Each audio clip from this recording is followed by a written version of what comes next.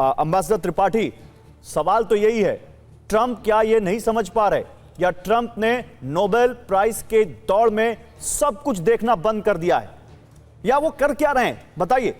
देखिए गौरव, ऐसा है कि ट्रंप मेरे ख्याल से बड़े सेल्फ सेंटर्ड आदमी हैं। हाँ। उनको ना कोई डिप्लोमेसी का, कूटनीति का अनुभव है, न ही राजनीति का, उनको सिर्फ बिजनेस का अनुभव है, और वो भी बाह मरोड़ करके बिजनेस करने का अनुभव है। जैसा आपने देखा कि उन्होंने इनके साथ भी यही किया, यूक्रेन के साथ भी यही किया। अब यहाँ पर ट्रंप ये नहीं सोच पा रहे हैं कि जो वो कर रहे हैं उसका दूरगामी प्रभाव क्या होगा।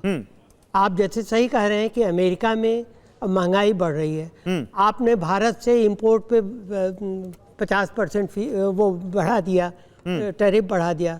क्या होता है कि वहाँ जो चीज़ें पहुँचेंगी वो या तो महंगी होंगी या तो नहीं पहुँचेंगी।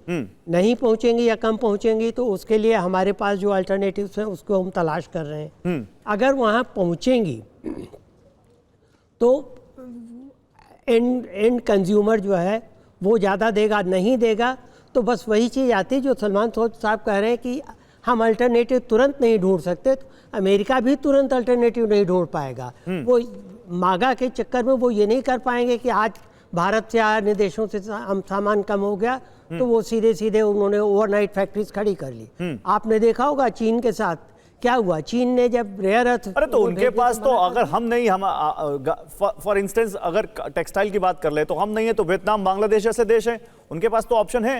नहीं, ऑप्शन है, लेकिन क्या बांग्लादेश मुफ्त में तो दे नहीं रहा है। फिर बांग्लादेश के ऊपर लेकिन उस पर टैरिफ कम है ना सर, तो वो तो सस्ता पड़ेगा ना। देखिए मैं एक एग्जांपल भी चला रहा हूं, देखिए ग्राफिक्स भी दिखा रहा हूं। अगर $100 बेस प्राइस एक शर्ट का मान लें तो भारत की शर्ट तो 150 रुपए की हो जाएगी, क्योंकि 50% उस पर टैरिफ है। बांग्लादेश की पर 20% टैरिफ है तो वो शर्ट 120 रुपए की रहेगी। तो कैसे आप भारत का सामान कोई खरीदेगा? लेकिन फिर उनके मागा का क्या होगा, जो वो ये कह रहे हैं कि हम अमेरिका को ग्रेट बनाएंगे, यहीं पर हम अपना मैन्युफैक्चरिंग करेंगे, वो नहीं हो पाएगा। और दूसरी चीज़ ये है कि देखिए जो बड़े सप्लायर्स हैं, चीन ने अगर मना कर दिया रेयर अर्थ देने से तो फोर्ड कंपनी ने प्रोडक्शन बंद कर दिया है, क्योंकि वो मैग्नेट नहीं बना पा रहे हैं। और इसीलिए बैकडोर से ट्रंप से बात हो रही है चीन की, साहब आप अभी तो फिलहाल ये दीजिए। तो और दूसरी चीज, मैं आ रहा हूं, आप दोनों के पास आ रहा हूं, सलमान जी और आलोक जी, इनकी बात पूरी हो जाए। सर अपनी बात पूरी कीजिए। तब एक चीज ये भी है कि अभी अमेरिका और रूस के बीच में बात हो रही है डील को लेकर के सखालिन 1 में, और उम्मीद ये है कि ये बात पूरी हो जाएगी, क्योंकि ये विशुद्ध बिजनेस है। जो कि रूस ने पहले भी, जब आपने देखा कि जब यूक्रेन के साथ जेलेंस्की को जब ट्रंप ने ऑफर दिया था कि डोनेस्क में, डोनबास में हम माइनिंग में आपकी मदद करेंगे, मिल करके बनाया भी 50-50 के उस पर, उसी वक्त रशिया ने कहा था कि वहाँ आप कीजिए ना कीजिए, हमारे यहाँ कीजिए, हम तैयार हैं। ठीक है। तो उस पर अब ये अगर जल्दी हो जाता तो सारा मामला ही ठंडा पड़ जाए। चलिए ठीक है सर, तो मतलब आप कह रहे हैं कि अमेरिका को भी इसका हिट बैक होगा। बताइए क्या कह रहे थे आप अजय जी? देखिए मैं बस 2 बात बता रहा हूं कि अभी आप दिखा रहे हैं कि 50% टैरिफ भारत पे बढ़ा, 20% टैरिफ बांग्लादेश पे हो गया, 19% टैरिफ इंडोनेशिया पे हो गया।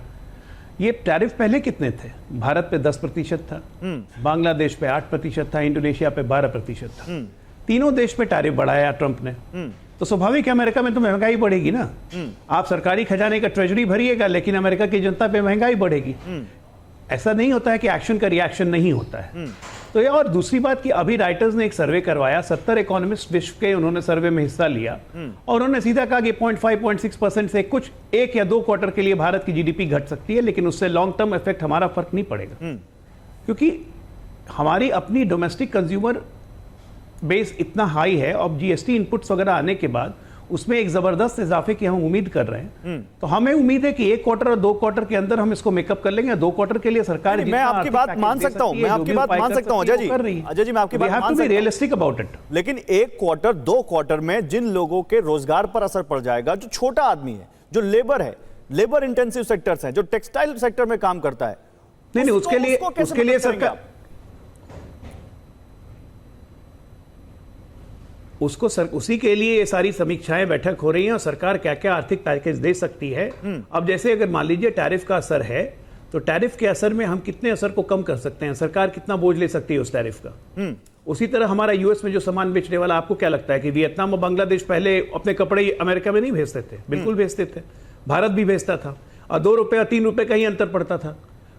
दूसरी बात कि भारत मैक्सिमम वैसे कपड़े बनाता है जो अमेरिकन ब्रांड है, उसका ठप्पा लगता है। चाहे ब्रूक्स ब्रदर्स हो गए, चाहे लिवाइस हो गए, जितने की शर्ट वगैरह बनती है जो वहां पे $800-600 में बिकते हैं, भारत से यहां से बन के $100 में जाते हैं। अब उनकी क्वालिटी मेंटेन करना वो अलग चीज है, वो सब अलग लॉजिस्टिक्स है। तो अभी देखिए, अभी पहला दिन है, इतना जल्दी किसी निष्कर्ष पे या हड़बड़ी में नहीं पहुंचना सर, पहला दिन तो टैरिफ लागू करने का है। 25 दिन पहले ये टैरिफ लागू करने की घोषणा हुई तो काफी दिन, भारत सरकार ऑलरेडी सब कदम उठा रही है। पहला दिन तो टैरिफ लागू करने का है, घोषणा तो काफी दिन बीत चुके हैं, और उस दिन आपके पास, आपको मालूम था कि टैरिफ लागू होने वाला है, तो जरूर आप कह रहे हैं कि समीक्षा बैठक चल रही, तो 25 दिन में बैठक ही हुई है या इसके आगे भी कुछ बड़ा है, ये देश जानना चाहता है सर, और ये आपको बताना चाहिए। लेकिन सलमान सोच कुछ कह रहे हैं। सलमान सोच, क्या बताइए, क्या कह रहे हैं आप? वो जिस तरह भी गौरव जी, मैं आ रहा हूं अजय जी, जिस तरह भी आपके संवाददाता सब अभी ने बताया, मैं जरा थोड़ा, अजय भाई मैं भी कुछ बोल दूं। हाँ। कि मैंने आपकी बात सुनी और आपने 2-3 बातें की, उससे पहले त्रिपाठी जी ने भी अपनी बात रखी। लेकिन उस वक्त जब त्रिपाठी जी ने बात उठाई कि भाई अमेरिका को भी ये चीजें जो हैं उनको मुश्किल होंगी लेना, उस वक्त गौरव जी ने बहुत अच्छा एग्जाम्पल दिया कि भाई टेक्सटाइल्स वो कहीं और से भी ले सकते हैं। उसको कहते हैं प्रोडक्ट कम्प्लेक्सिटी, कि आप जो प्रोडक्ट बनाते हैं वो कोई कंपेटिटर लोग बना सकते हैं कि नहीं बना सकते हैं।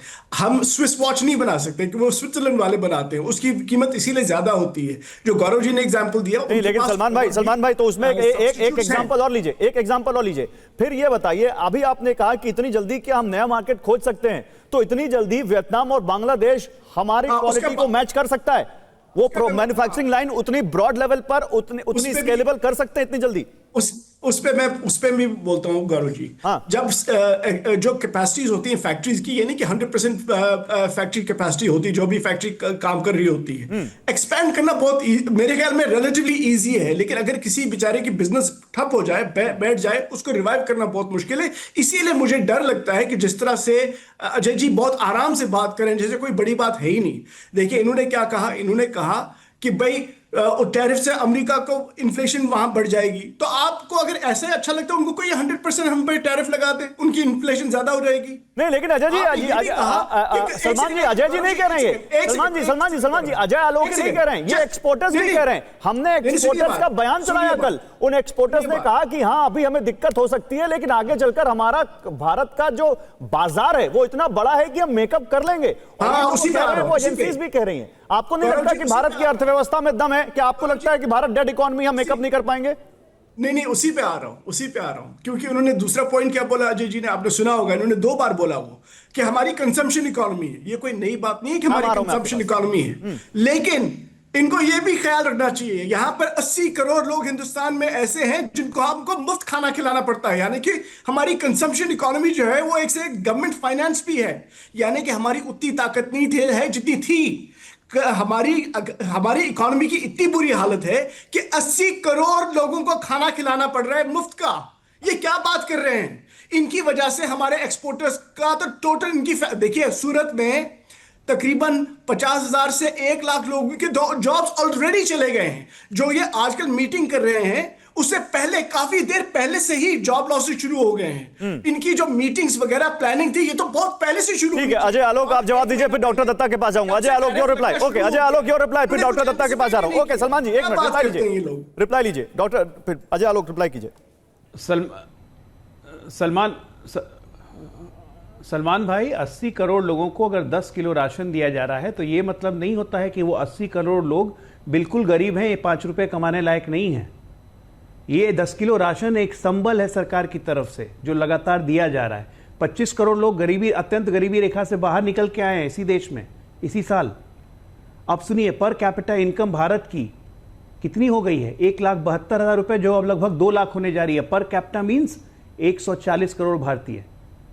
क्या बात आप कर रहे हैं कि 80 करोड़ लोग इसका जवाब दूं, इसलिए वो कैसे नहीं, अभी डॉक्टर नंदी दत्ता बोलेंगे। 1 मिनट, सलमान सोच आप नहीं बोलेंगे। 1.8 ट्रिलियन से आप गए थे।